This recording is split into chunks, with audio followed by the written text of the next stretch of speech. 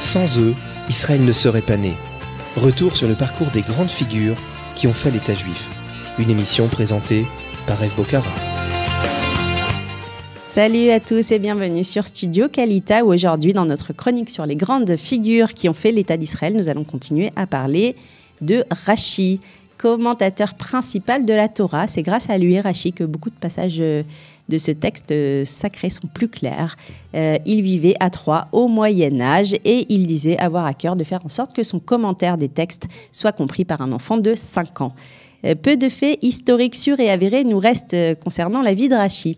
La date de sa mort, le 13 juillet 1105, est connue avec précision, car elle apparaît dans plusieurs manuscrits médiévaux. Si les noms de sa mère et de sa femme sont inconnus, on connaît les noms de ses 3 filles, à qui il enseigna son savoir, ce qui, on l'a vu la dernière fois, dénotait une ouverture d'esprit exceptionnelle au Moyen-Âge. Il maria ses filles avec ses meilleurs élèves, qui reprirent le flambeau de la transmission et du commentaire.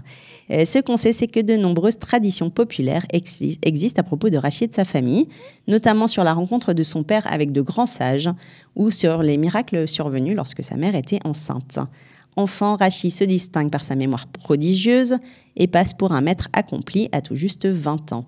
À 18 ans, il était parti étudier dans des écoles talmudiques d'Allemagne, d'abord 6 ans à Mayence auprès de Rabbi Yaakov ben Yakar, puis avec Yitzhak Halevi à Kadosh à Worms. Ces années passées en Allemagne ont permis à Rashi d'étudier dans ses plus grands centres d'études talmudiques d'Europe. Pendant cette période, il va néanmoins connaître des difficultés pour sa subsistance et celle de sa famille. Il est, semble-t-il, déjà marié et a au moins une fille. Avant ses 30 ans, il va donc revenir à Troyes, où il va commencer son activité littéraire et publique et à travailler dans le commerce du vin. Il va aussi fonder une école talmudique qui va attirer des élèves de toute l'Europe. Malgré sa renommée, il continue de refuser de tirer profit de sa charge et continue de gagner sa vie comme vigneron un siècle avant Maïmonide. Sa renommée est pourtant au moins aussi grande.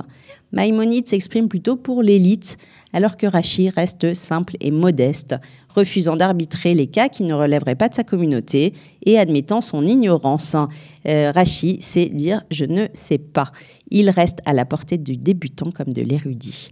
La petite histoire veut que Rashi ait eu l'idée de son premier commentaire, en entendant dans une synagogue un père se tromper en donnant à son fils l'explication du sens simple d'un verset. Il a alors l'idée de réunir tous les commentaires, toutes les réponses aux questions qu'un enfant de 5 ans pourrait se poser de la manière la plus simple possible. Et on se retrouve très vite pour continuer à parler de Rashi. Merci. Sans eux, Israël ne serait pas né. Retour sur le parcours des grandes figures qui ont fait l'État juif. Une émission présentée par Eve Bocara.